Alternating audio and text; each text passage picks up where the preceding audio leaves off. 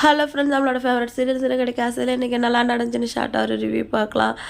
ரோகிணி மனோஜ் ஒரு போட்டு உள்ளே கூட்டிகிட்டு போயிடுறாங்க. ஸ்ருதி இப்போ நல்ல வேலை நீ உருப்படியாக வந்தேன்னு சொல்லிட்டு அவங்கள கூட்டிகிட்டு போயிடுறாங்க. மீனை இப்போ முத்து நீங்கள் எவ்வளோ குடிச்சிங்க அப்படின்னு கேட்குறாங்க.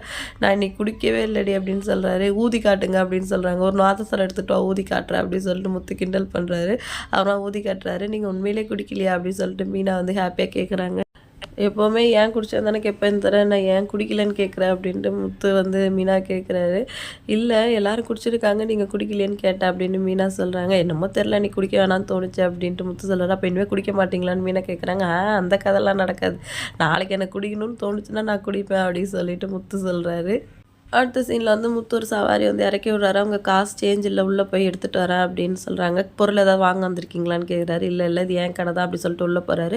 அப்போ 2 ரவுடி பசங்க அவரை மிரட்டுறாங்க. இந்த கடையை எங்களுக்கு எப்போ எழுதி தரப்போகிறேன்னு சொல்லிட்டு முத்து அதை பார்த்துட்டு என்னன்னு விசாரிக்கிறாங்க.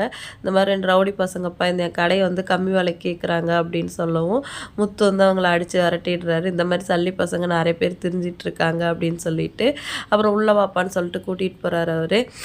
இந்த மாதிரி என் பசங்களாம் ஃபாரினில் இருக்காங்க, நான் போய் செட்டிலாக போகிறேன், இந்த கடையை விற்க போகிறேன், யாராவது முன்னேறணும்னு ஆசைப்பட்றவங்களுக்கு இந்த கடையை கொடுக்கணும்னு ஆசைப்பட்றேன் அப்படின்னு சொல்லிட்டு அந்த ஓனர் சொல்கிறாரு. இந்த கடை எவ்வளோ சார் வரும் அப்படின்னு கேட்குறாரு முத்து. ஏன் பண்ணி வாங்க போறியா அப்படின்னு சொல்லிட்டு அந்த ஓனர் கேட்குறேன். இல்லை எங்கள் அண்ணன் ஒருத்தர் இருக்கான், நிறைய படிச்சிருக்கான், அவனுக்கு இது செட் ஆகும், அவனுக்கு அதான் கேட்குறேன்னு முத்து சொல்கிறாரு.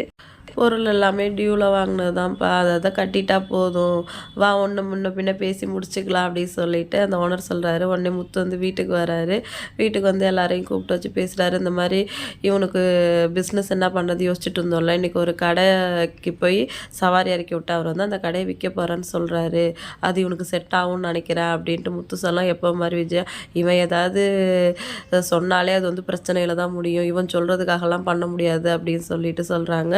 ஸ்ருதியும் ரவி இல்லைம்மா இப்போ இந்த பிஸ்னஸ் நல்லா போயிட்டுருக்கு, இவனுக்கும் செட் ஆகும் அப்படின்னு சொல்லிட்டு ரவியும் ஸ்ருதியும் சொல்கிறாங்க. ஃபைனலாக எல்லா ஆர்கியூமெண்ட்டும் முடிஞ்சு சரி போய் பார்க்கலான்னு எல்லாம் டிசைட் பண்ணுறாங்க. மீனா முத்து தனியாக கிச்சனுக்கு கூட்டிகிட்டு போய் திட்டுறாங்க. உங்களுக்கு இதெல்லாம் தேவையா, உங்கள் அம்மா என்ன சொல்கிறாங்க, நீங்கள் ஏதாவது விஷயத்தோடு வந்தாலே பிரச்சனையாக தான் முடியும்னு சொல்கிறாங்களே, இதெல்லாம் உங்களுக்கு தேவையா, நீங்கள் அவங்களுக்கு பிஸ்னஸ்லாம் பார்க்குறீங்கன்னு சொல்லிட்டு மீனா திட்டுறாங்க.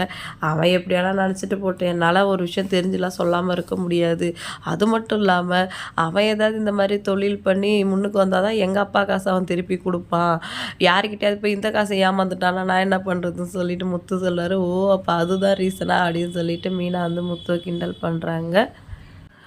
அடுத்து எல்லாருமே கடை பார்க்குறதுக்காக போகிறாங்க. எல்லாருக்குமே கடை ரொம்ப பிடிச்சி போயிடுது. எல்லாருமே கடை எப்படி இருக்குது, பொருள் எப்படி இருக்குன்னு பார்த்துட்ருக்காங்க. நம்ம மனோஜ் மட்டும் எப்போ மாதிரி போய் ஓனர் சீட்டில் உட்காந்து ஓனர் சீட் நல்லா இருக்குது, இங்கே இடத்துல உட்காந்து கெத்தாக இருக்குது அப்படின்னு பார்த்துட்ருக்காரு.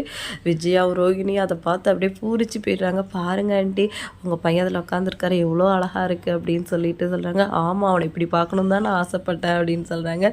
முத்து பாருப்பா கடையை பாடுறா அப்படின்னா எங்கே போய் இப்போ பஸ்ஸில் சீட்டு பிடிக்கிற மாதிரி அங்கே போய் உட்காந்துருக்காண்டே ஏஞ்சி வாடா அப்படின்னு கூப்பிட்றாரு.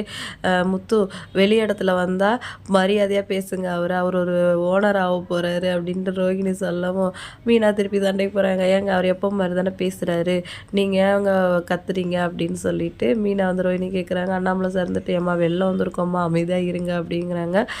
அந்த ஓனர் என்னப்பா கடைலாம் பிடிச்சிருச்சா, மீதி விஷயத்த பேசலாமா அப்படின்னு கேட்குறாரு. பேசலாமே அப்படின்னு சொல்லி மனோஜ் சொல்கிறாரு. சரி வாங்க அப்போ பேசலாம் அப்படின்னு முத்து சொல்ல ரோஹிணி நாங்கள் பேசிக்கிறோம் முத்து அப்படின்னு சொல்லி முத்தை கட்டி விடுறாங்க. ஆனால் சந்தை சரி விட்றா அவங்க பேசிக்கிட்டோம் வா போகலான்னு கூட்டிகிட்டு போயிடுறாரு. இந்த ரோஹிணிக்கு என்ன திமிரு பாருங்கள், அவங்க வீட்டு காசை வச்சுக்கிட்டு இவங்க ஏதோ இவங்க வீட்டு காசில் வாங்குற மாதிரி இவ்வளோ பிகு பண்ணுறாங்க. ரோஹிணி இந்த விஷயத்தில் மாட்டி அசிங்கப்படுறதை பார்க்கணும் அப்படின்னு சொல்லிட்டு எவ்வளோ பேர் வெயிட் பண்ணிகிட்ருக்கீங்க. வீடியோ பிடிச்சா லைக் பண்ணுங்கள், இன்னொரு வீடியோவில் மீட் பண்ணலாம். டாட்டா பாய்.